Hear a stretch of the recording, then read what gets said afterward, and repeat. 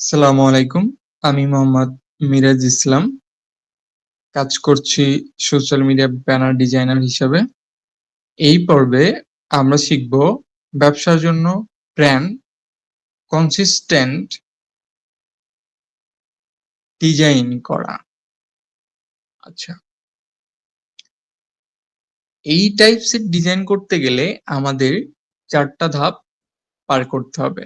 Number 1, নির্দিষ্ট colour, font, logo প্রতিটি পোস্টে সঠিকভাবে ব্যবহার করতে হবে। নাম্বার 2, টেমপ্লেট ব্যবহার করে ইউনিফর্ম লুক নিশ্চিত করতে হবে। নাম্বার 3, একই tone of voice, visual style বজায় রাখতে হবে। নাম্বার 4, ব্র্যান্ড গাইডলাইন তৈরি করুন এবং তা অনুসরণ করুন। ওকে, এখন আসি নাম্বার 1 এ, নির্দিষ্ট কালার, ফন্ট এবং লোগো।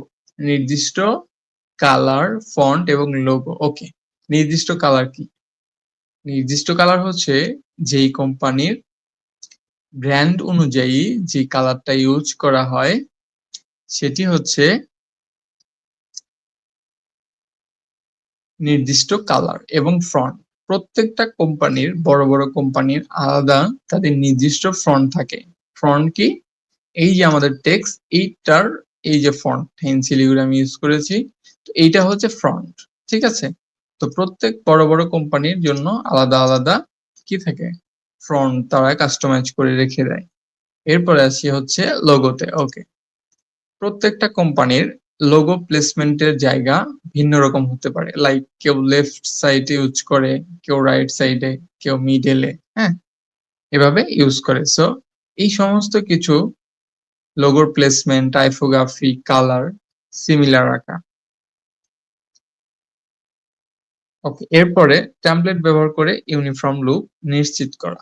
টেমপ্লেট, আমরা অনেক সময় অনেক প্রজেক্ট তৈরি করতে হলে আমাদের কিছু টেমপ্লেট ইউজ করতে হয়, লাইক একটা ফরম্যাটের মধ্যে। যেমনটা হতে পারে, যদি বাংলা লিঙ্কের মধ্যে একটু আসি, বাংলা লিঙ্ক,